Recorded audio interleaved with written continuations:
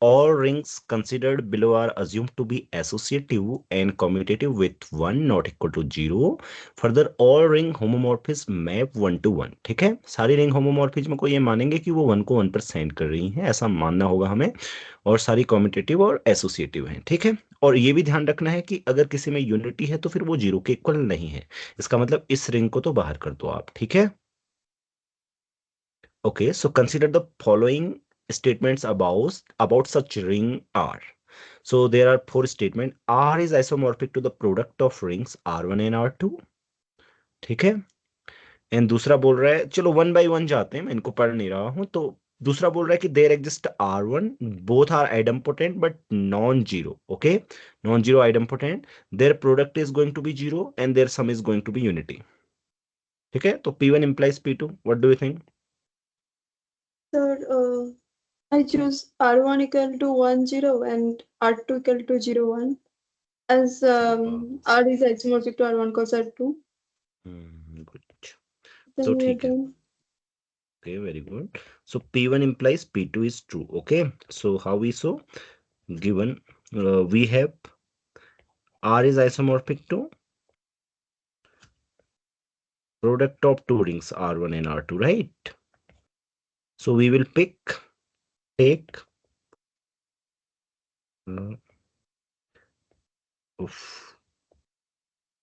R1 equal to what? 1 0.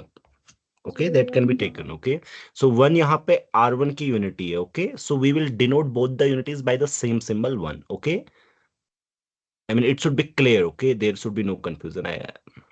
So R2 is 0 1. ठीक है, so and these two elements are going to satisfy all the properties given in the statement 2. Okay, their squares, they are, I mean, idempotent, and their sum is unity of the R. Okay, सम करोगे तो क्या आएगा? 1 1 आएगा, right? And both are idempotent and non-zero, so P1 implies P2, right? बहुत clear है ना? Right, okay, so now we have option B. It says that P2 implies P3. So P2 implies P3. अभी हमें मानना क्या है? हमें मानना है कि we have what we have this. Okay, we have a ring and we have two elements R1 and R2 which are idempotent. Okay, this we have, ये अभी हमारी hypothesis है. Okay, so and we want to know that there are ideals I1 and I2 of R which are not full, not zero, and they are co-maximal. Okay, I1 plus I2 equal to 0 R, and their intersection is 0. Yes. So बताओ. So observing P2 statement, it's obvious choice at first to choose I1 equal to ideal generated by R1 and I2 equal to ideal generated by R2, and luckily it works. Yeah, okay, why their intersection is empty? So for suppose Y belongs to I1 intersection I2, Y equal to A R1 or B R2 because it's Y Okay, belongs to I. right. So Then sir, yeah, ठीक है, चलो पहले मैं लिख देता हूँ. हाँ, so take, it's not luck. Okay, by the way, it's clear. ये There तो is ऑब्वियस चॉइस था ना, ये भी दूसरा वाला आइडियल भी ना मींस मैं तो ये रैंडमली चूज कर दिया. आइडम्पोटेंट्स के लिए ट्रू होता है, राइट?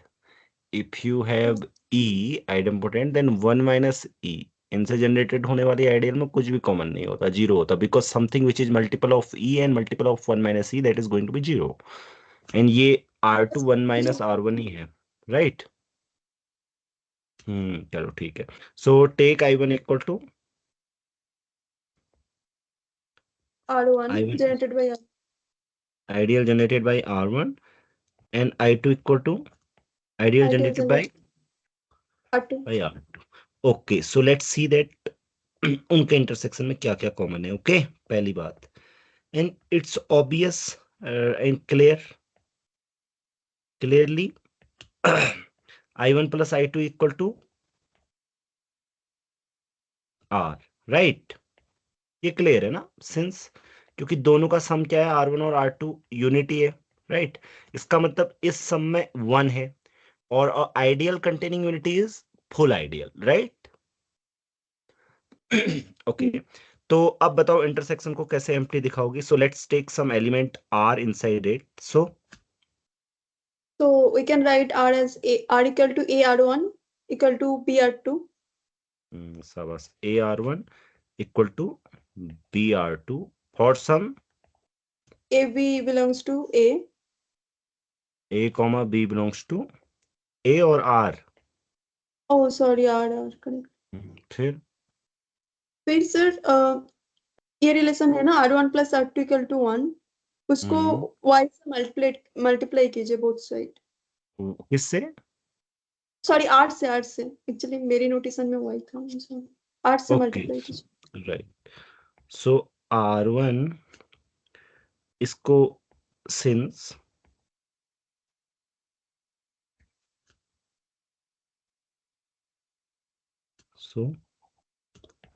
R से मल्टीप्लाई करने पे ये आ जाएगा R1 प्लस R2।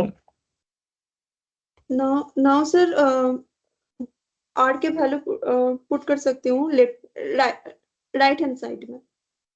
अच्छा, R right, equal to A sir उल्टा पुट कीजिए, I mean first, no, at first replace R with BR2। I BR2 need इस R2, हाँ। यहाँ पर नो, राइट हैंड साइड। दोनों को BR2, दोनों R हाँ, को।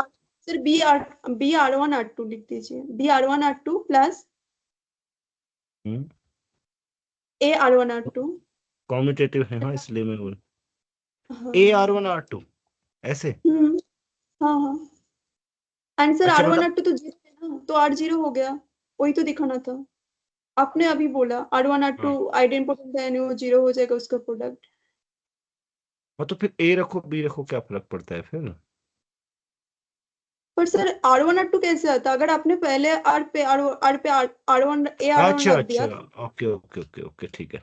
सो R1 R2 is 0, it means, ठीक है, ठीक है, sir since R1 R2 0, I mean I think दिखा देना चाहिए एक लाइन, हाँ।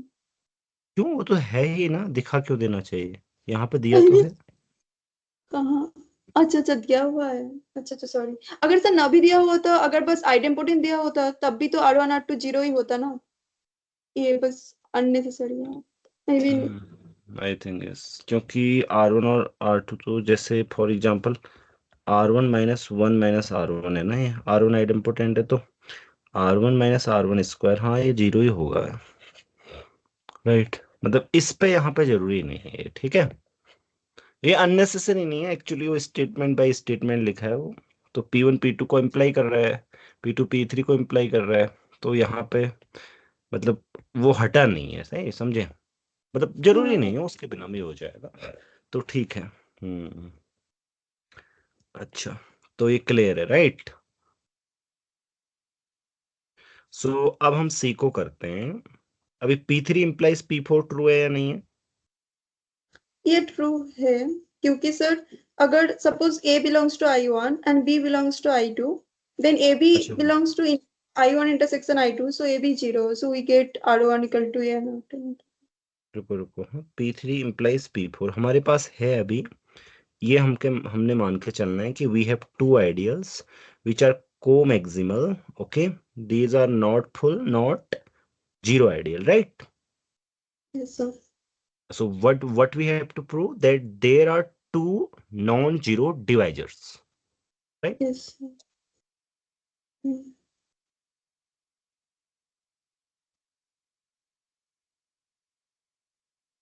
So, non-zero divisors, zero divisors.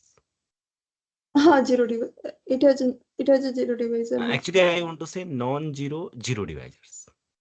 हाँ समझे करेक्ट। इसका? सो ठीक है, तो अभी हम ये मान के चलते हैं, तो कैसे दिखाएंगे आप नॉन जीरो जीरो डिवाइजर्स को? Sir, suppose A belongs to I1 and B belongs to I2, non-zero to non-zero elements. क्योंकि दिया हुआ है I1 I2 non-zero है तो चूज कर सकती हूँ. शाबाश. So by definition of ideal, AB belongs to I1 and AB belongs to I2. शाबाश. AB belongs to I1 and AB belongs. तो intersection पे आ गया and intersection zero है तो AB zero हो गया तो we get non-zero Very good. non-zero zero divisor. शाबाश. So इसको कैसे करेंगे? Pick A belongs to I and B belongs to I. Sorry, I1 slash Okay. I1 में से 0 हटा देते हैं. ओके, पहले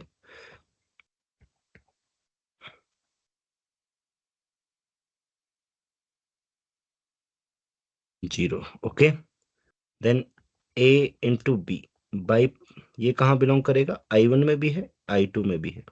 okay, by definition of ideal. Okay, हाँ sir. Definition of ideal.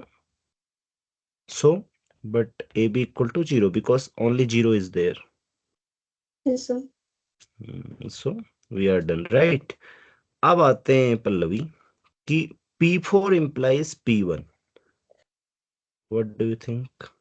Now we have to prove that if this happens, then does this imply that the ring R is product of two rings, commutative rings with unity, where unity and 0 are not equal? Sir, I don't think so. I said took example as ZX over X square ring, local ring. Local ring ली थी आपने. Local ring, why ZX over X square is a local ring? I don't think so. Sir इसका एक ही maximal ideal है ना? Oh no no no no sorry sir, अगर RX over X हाँ, तब होता है लोकल. ZX PID नहीं है ना. हाँ. तो जैसे नहीं है वो लोकल, क्योंकि एक्स स्क्वायर जो आइडियल है वो आइडियल जनरेटेड बाय एक्स में कंटेन है, और आइडियल जनरेटेड बाय एक्स को कंटेन करने वाली बहुत सारी आइडियल्स हैं जेड एक्स में, राइट? हाँ, तो वो पीआईडी होना जरूरी रहता है, तो उस केस में आइडियल आसान रहती. ठीक है, इसको मैं बताता हूँ आपको. आपको बोला कि हाँ, ZX over X square भी तो होगा ना? उसमें ऐसे दो एलिमेंट एग्जिस्ट करते हैं जिनका प्रोडक्ट 0 हो, और वो क्यों नहीं हो सकता दो एलिमेंट का प्रोडक्ट, दो रिंग्स का प्रोडक्ट? क्योंकि सर उस पे ना R has no non trivial idempotent element. I mean ZX over X square के पास कोई नॉन ट्रिवियल आइडेंटिपोटेंट एलिमेंट नहीं है. हाँ, इसका रीजन, आइडेंटिपोटेंट एलिमेंट नहीं है. रीजन ये सर ऐसे प्रूव किया मैंने कि No, इसका हर एक okay, element. so right, let's do it. I mean, don't go so far. कोई एलिमेंट, छोटा सा एग्जांपल सोचो.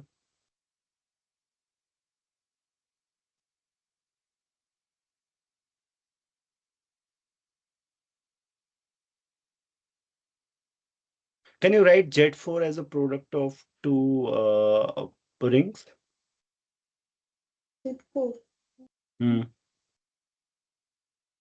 And in Z4 you have non-zero zero divisors, right? I mean, zero divisors are always non-zero. Okay, so it's मतलब ये लगाना ठीक नहीं है नॉन जीरोस के आगे. Do you have zero divisors in Z4? Z4 में जीरो डिवाइजर है ना? मैं तो पूछ रहा हूँ, I'm asking. Two, हाँ, right? 2 तो डिवाइजर है. Okay, so can you write it as a product of two rings? Z4.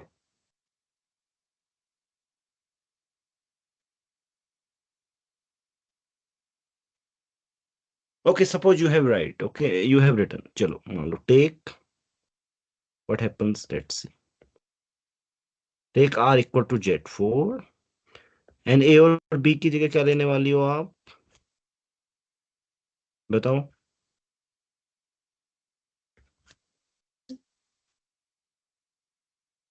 A और B दोनों 2 ले सकते हैं, राइट? यहाँ देखो. हाँ, okay, so you can not write. Why? मैं बोल रहा हूँ चलो नहीं लिख सकते, आप बताओ क्यों नहीं लिख सकते? ये ध्यान रखना, ये दोनों रिंग का ऑर्डर क्या होगा. ओके, फॉर इफ सर क्योंकि R1 को Z2 होना पड़ेगा, दो ऑर्डर के तो एक ही रिंग है ना। अच्छा, ऐसा किसने कहा दो ऑर्डर की एक ही रिंग है? दो ऑर्डर की एक से ज्यादा रिंग हो सकती है। सर ये कॉम्पिटिटिव रिंग विथ यूनिटी है ना, तो अच्छा, तब ठीक है। R is not product of two rings. अच्छा, वैसे तुम जानती हो कोई ऐसी रिंग Z2 के अलावा, टू ऑर्डर की, by the way? Sir zero ring define कर सकती हूँ ना कि प्रोडक्ट को बस जीरो ही डिफाइन कर दो, कुछ भी ग्रुप लेके, और फोर ऑर्डर के।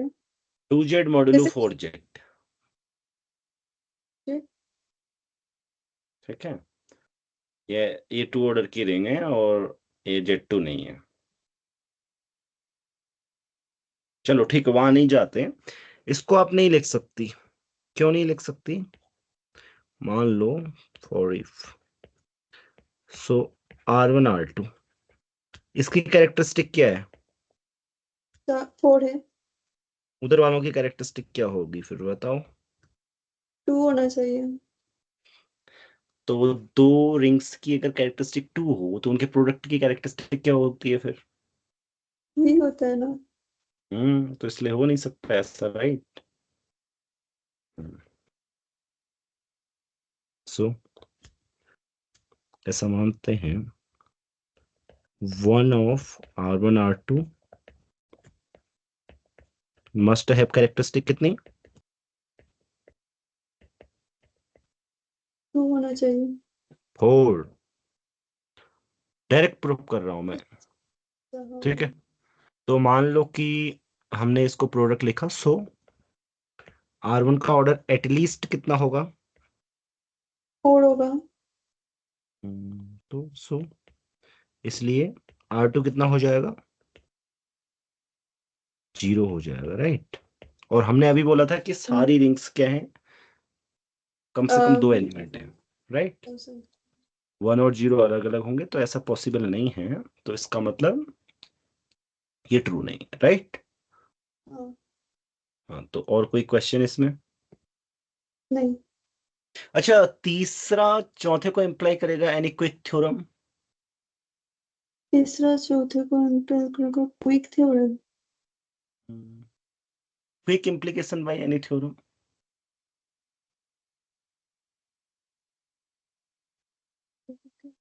जीरो डिफरेंस है।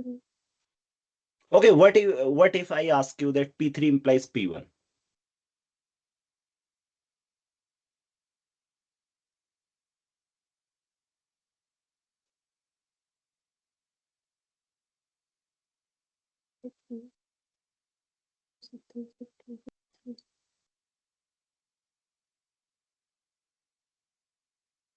सर अगर P3 को तो जेड सेटिस्फाई करता है ना, जेड को 2Z प्लस थ्री रखती हूँ, 2Z इंटरसेक्शन 3Z तो नहीं, इंटरसेक्शन 6Z आ जाएगा, नहीं होगा। Okay, so can you do you know some theorem about this? I mean, when ideals are co-maximal? तो चाइनीज रिमाइंडर थ्योरम काम आ सकती है लग रहा है, बट उसको लगाओ कैसे वही सोच रही हूँ। Okay, Chinese remainder theorem, right? So R over product I1 I2 is isomorphic to R modulo I1 cross R modulo I2, right? हाँ सर, आर करेक्ट, हाँ उससे हो गया। हाँ, but I1 product I2 क्या होगा? Because ideals are co-maximal, so the product is equal to the intersection. That is going to be 0. So R is isomorphic to the R1 modulo I1 cross R2 modulo I2, right? So P3 implies P1 and P3 implies P4, because if the ring is product of two rings R1 and R2, then there are two elements A and B which satisfy that, right? 1 0 and 0 1. सो ऐसे exam में जल्दी भी, मतलब ठीक है, वो जो तुमने बोला सही है, ओके, वो बिल्कुल एकदम हाँ क्विक बट तरीका ये है। इस ऑब्जर्वेशन अगर आ जाए तो एग्जाम में जल्दी हो जाएगा। एक क्विक, पता चल जाएगा कि ये तो ऑब्वियस है, इस टाइप का लग जाएगा, मतलब एक थ्योरम से, राइट? और इवन ये भी पता लग जाएगा कि P1 भी ट्रू है और P3 इंप्लाइज P1 होता, वो भी ट्रू होता, राइट? और P3 इंप्लाइज P2, वो भी ट्रू होता, राइट? क्योंकि P3 इंप्लाइज P1 है, P1 इंप्लाइज P2 है, राइट? तो P1 P2 P3 all are these equivalent? Uh,